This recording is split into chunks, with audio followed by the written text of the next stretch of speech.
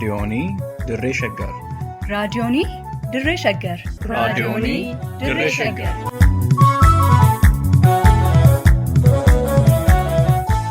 Raadiyoonii Dirree Shaggar. Raadiyooniin Dirree Shaggar torbaan guutuu guyyoodhaan galgalatti sa'aatii tokkorraa eegalee hamma sa'aatii tokkoof walakkaatti dambalii gabaabaa meetir baandii 19 kiiloo heerzii 15,415 irratti qophii dabarsuu amma jalqaba. Raadiyoonii Dirree Shaggar.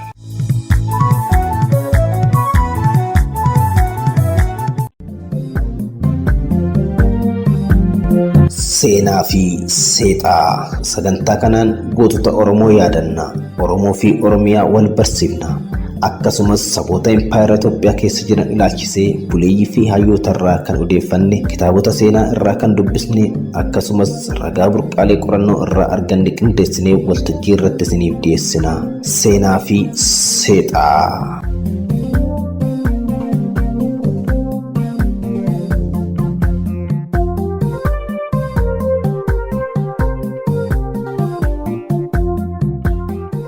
Ashamaa harka fuunee akka mooltan dhaggeeffattoota keenya kabajamoo sagantaa keenya seenaaf seexaa har'aatiin seenaa gabaabaa Qanyaasmaachi Mokonnon Wasanuu isinii dhiyeessina. Barruu kana kan nu gumaachee Haayiluu Daargee Gammadaati. Gulaalaan Duubee Wayyeessaa kan isiniif dhiyeessu immoo ani Gurmeechaa Gammachuuti.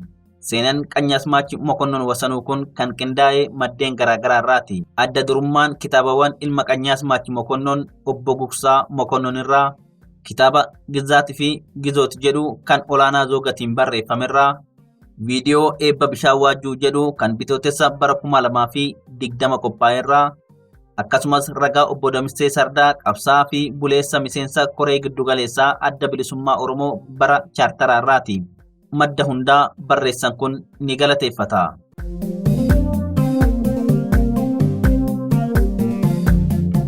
Qanyaasmaachi Mokonnon Wasanuu abbaa isaanii Fiitaawuraarii Abbaa Fardaa Ajankaa fi haadha isaanii Aadde Dinqituu Buttaarraa eebla 19 bara 19 Salaalee Ona Wacaalee bakka Kurfaa jedhamutti dhalatan. Qanyaasmaachi Mokonnon Wasanuu obbolaawwanii fi obboleettiiwwan 15 waliin dhalatan. Isaan abbaa fi haadha isaaniitiif ilma 15ffaadha. Dhalatanii gaafa umuriin isaanii waggaa tokko ta'uu baalabbaata beekamaa Salaalee Qanyaasmaachi Wasanuu dubarootiif guddifachaa kennaman. Haa ta'u malee abbaan isaan guddifatan Qanyaasmaachi Wasanuu dubaroo daa'imummaan irraa du'an. Yoo abbaan irraa du'an umuriin isaanii waggaa 4 ture. Ta'ulleen haati Qanyaasmaachi Mokonnon guddifatan aadde ishii Immabeet Wasanuu jaalalaa fi kunuunsan guddisan. Aadaa Oromoo keessatti abbaan guddina ilma dhiiraa irratti qooda guddaa qaba. Kanaaf firoonni fi jaarsoliin waajjuu Qanyaasmaachi Mokonnon Wasanuu guddisuu irratti qooda fudhachuuf murteessan. Jaarsoliin Oromoo waajjuu yookiin shanachi waajjuu namoota kabajamoo sadii kan obbo Birruu Baalchatiin durfamu filatan. Isaanis Qanyaasmaachi Mokonnon Wasanuu guddisuu irratti qooda fudhatan. Kunuunsaa fi barnoota haadhaa fi firoota dhiyoorraa argatan cimsuuf jaarsoliin obbo Birruu Buttaatiin durfaman Qanyaasmaachi Mokonnon Wasanuu aadaa fi seenaa Oromoo, seera gadaa, mirga uumaa fi uumamaa, farda yaabbachuu fi qawwee qabachuu barsiisan. Kabaja manguddoo, jaalala ummataa fi jaalala biyyaa qabaachuunis akka barbaachisaa ta'e barsiisaa guddisan. Akkuma umuriin isaanii guddachaa dhufeen beekumsaa fi jaalala argatan. Oromoon ilma biyyaa fi sabaaf ta'u arganne jechuu eegale. Gaafa umuriin isaanii ganna 15 ta'uu barnootaaf gara Finfinneetti ergaman. Umuriin isaanii gaafa 16 ta'uu fuudhan. Haadha manaa isaanii aadde Abbabachi Ejersaa waliin ijoollee 10 argatan. Qanyaasmaachi Mokonnon Wasanuu akaakayyuu ijoollee 20 fi abaabayyuu ijoollee 7ti. Barnoota isaanii osoo hordofaa jiranuu yeroo waggaa 20ffaa isaanii eegalan mootiin Itoophiyaa Haayile Sillaaseen akka ilma isaanii Asfaa Wasan waliin hojjetan ramadan. Qanyaasmaachi Mokonnon osoo Asfaa Wasan Haayile Sillaasee tajaajilaa jiranuu Xaaliyaaniin Itoophiyaa weerarte. Yeroo kana Qanyaasmaachi Mokonnon Wasanuu waraana Maacoo irratti qooda fudhatan.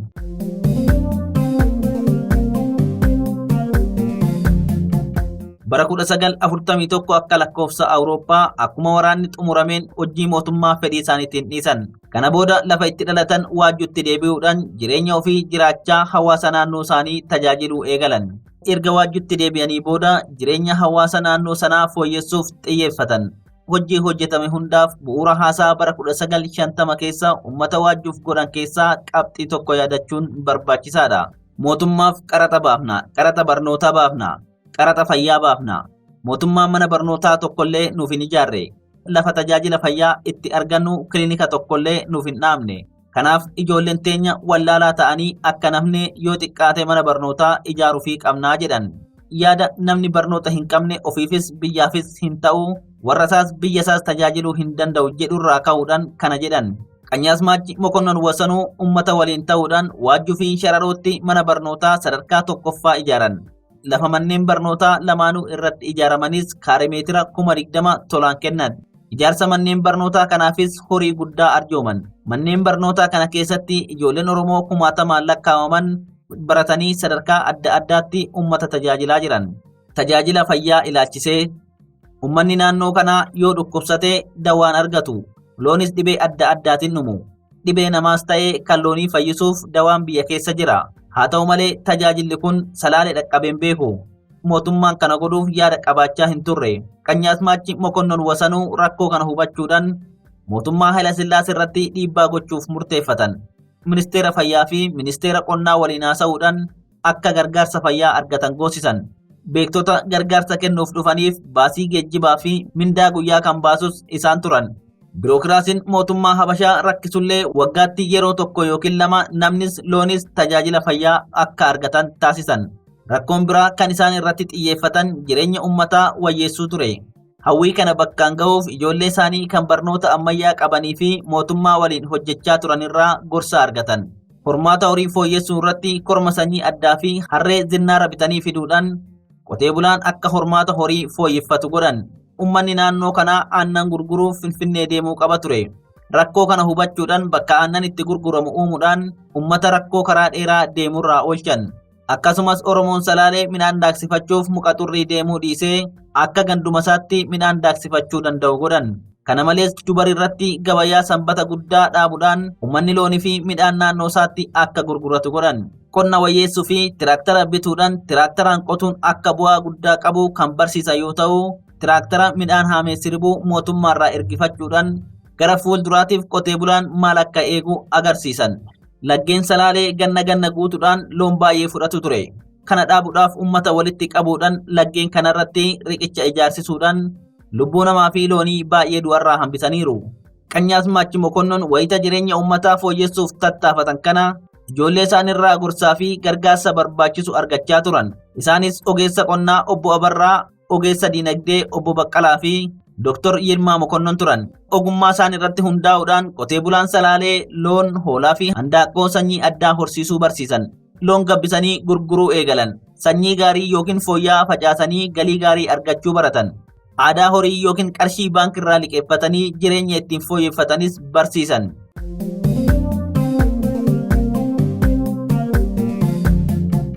Bara mootummaa Haayila Sillaasee uummanni dhimma isaa gara mana murtii geessu yoo qabaate onarraa karaa koonyaarraa gara Finfinnee deemuuf dirqama ture.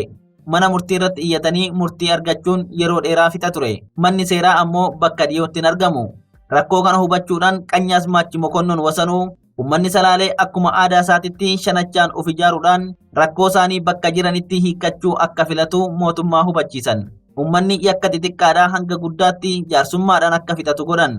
Uummata salaalee aadaa isaatti deebisuun bilisa godhan. Sirna turjumaana sambisan. Salaalee mana seeratti afaan isaatiin dhimma bahuu danda'e. Oromoon akka aadaa isaatitti ofiin of bulchuu rakkoo ofii ofiin furachuu eegale. Birookiraasiin mootummaa Habashaa akka hin barbaachifnes mirkaneesse. Qanyaasmaachi Mokonnon Wasanuu mana seeratti akka abukaatotti waan hojjetaniif Oromoo abukaatoo dhaabbachuu hin dandeenye hundaaf dhaabbachaa fi akka turan seenan ragaa ba'a. Osoo Qanyaasmaachi Mokonnon Wasanuu jiranuu salaalee wabii dhabee mana hidhaan bulu jedhamaa ture. Qanyaasmaachi Mokonnon Wasanuu Oromoon cunqursaa mootummaa Habashaa jala akka jiru namoota dura hubatan keessaa tokko turan. Kanumarraa ka'uun Oromoo salaalee dammaqsuu fi ijaaruu irratti bobba'an. Jalqaba jaarmiyaa ijoollee salaalee jedhamu dhaaban. Boodarra jaarmiyaan ijoollee salaalee kun walgahii Finfinneetti godheen jaarmiyaa Tuulamaa kan obbo Hayilamaariyaam Gammadaatiin hoogganamuun akka tokko ta'uu walii galan. Tokkummaan jaarmiyaalee kana lamaanii jaarmiyaa Maccaa fi Tuulamaa uumuudhaaf bu'uura ta'an. Qanyaasmaachi Mokonnon Wasanuu namoota jaarmiyaa Maccaa fi Tuulamaa ijaaran keessaa nama tokko turan. Jaarmiyaa Maccaa fi Tuulamaa keessatti itti gaafatamaa Tuulamaa ta'anii jaarmiyaan kun konyaa fi onarratti akka ijaaramu hojii boonsaa hojjetan. Mootummaan Haayila Sillaasee bara 1966 yookiin bara 1959 akka lakkoofsa Habashaatti Hooggantoota fi miseensota Maccaa fi Tuulamaa hidhe. Qanyaasmaachi Mokonnon Wasanuu warra hidhaman keessaa nama tokko turan. Hidhaa isaanii kan adda godhu ilma isaanii obbo Baqqalaa Mokonnon Wasanuu waliin hidhamuudha. Qanyaasmaachi Mokonnon Wasanuu mana seeratti galmee Jeneraal Taaddasaa Birruu jalatti namoota 9 tarraan keessaa nama 6ffaadha. Akkuma seenan himutti mootummaan gabrooffataan Habashaa hooggantoota Maccaa fi Tuulamaa irratti sobaan hidhaa fi du'a itti murteesse. Qanyaasmaachi Mokonnon Wasanuu irratti hidhaa waggaa 7 fi jireenya mirga dhablummaa waggaa 3 itti murteesse. Hooggantoota Maccaa fi Tuulamaa Karchalleetti hidhaman Oromoota baay'eetu gaafachaa ture. Mootummaan Hayila Sillaasee walqunnamtii isaan ummata waliin qaban waan jibbeef hunda isaanii bakka adda addaatti facaasuudhaan akka ummata isaanirraa fagaatanii hidhaman murteesse. Jeneraal Taaddasaa Birruu Harargee Galamsoo, Konoleen Alamoo Qixxeessaa Gondor Dabrataaboor, Qanyaasmaachi Mokonnon Wasanuu Goojjam Finoota Salaam, obbo Baqqalaa Mokonnonii fi Seefuu Tasammaa Gaamoo Goofaa Arbaa Mincitti akka hidhaman godhame. Hidhaan kun hidhaa Abashaan gizootee yookiin eksaayil jedhee waamu sana. Qanyaasmaachi Mokonnon Wasanuu ergaa dabbii isaanii fixanii booda Oromoo naannoo isaanii waan danda'an hundaan gargaaraa osoo jiranuu dargiin mootummaa Hayila Sillaasee garagalchee bakka bu'e.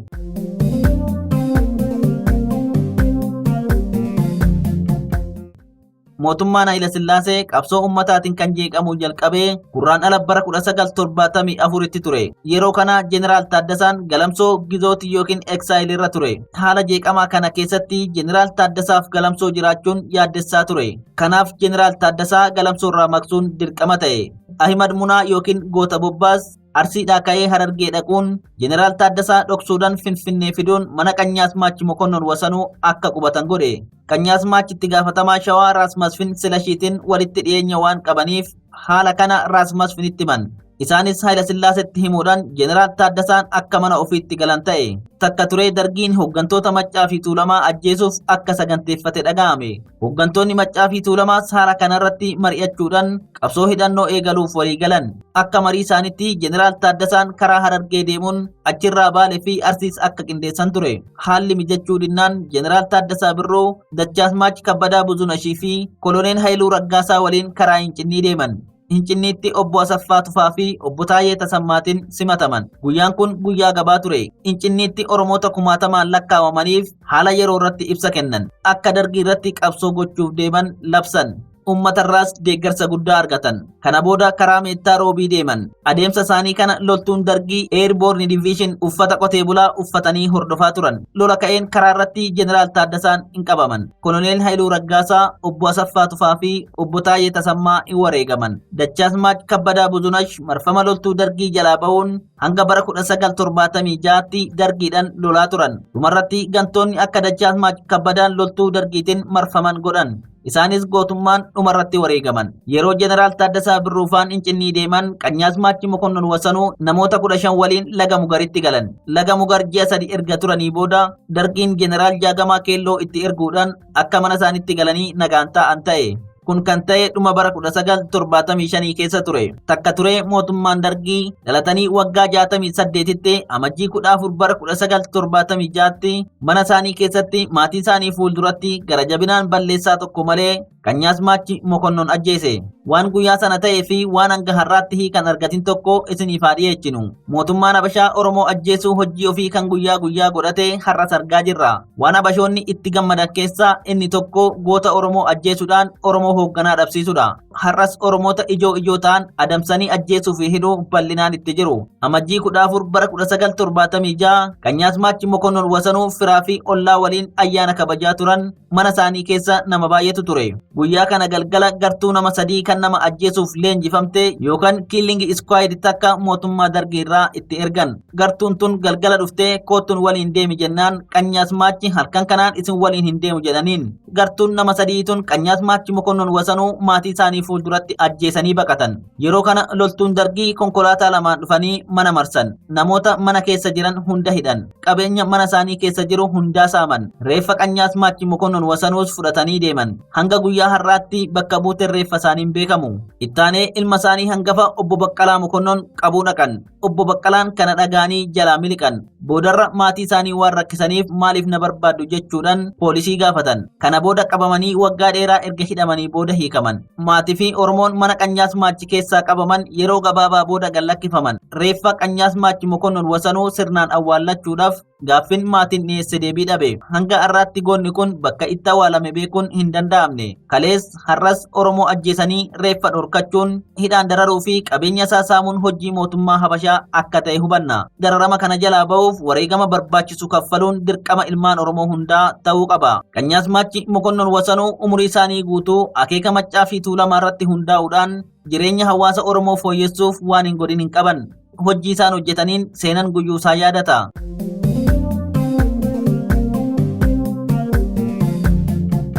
Erga Qanyaas Maachi Mokonnon Wasanuu du'anii bara dheeraa booda ilmi Qanyaas Maachi Dr. Yilmaa Mokonnon hawwii uummata waajituuf bishaan baasuuf qaban dhugoomsuuf beektota bishaanii Ameerikaa irraa fidanii akka hojii guddaa hojjetan barreessan kun ragaan argate ni mirkaneessa. Dr. Yilmaan fiilmii jireenya qotee bulaa agarsiisuu ogeessota Ameerikaatti agarsiisuun beektonni kunniinis erga qoratanii booda uummanni waajjuu bishaan gahaa akka argatan godhan. Haala kanaanis eela 10 bakka adda addaatti qotanii ijaaruun akka barbaachisu murteessan.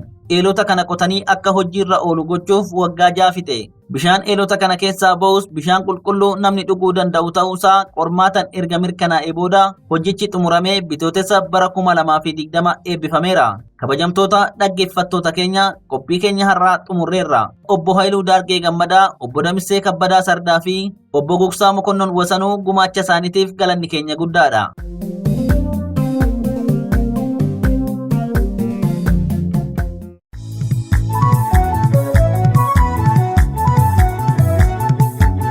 raadiyoonii Dirree Shaggar. raadiyoonii Dirree Shaggar. raadiyoonii Dirree Shaggar.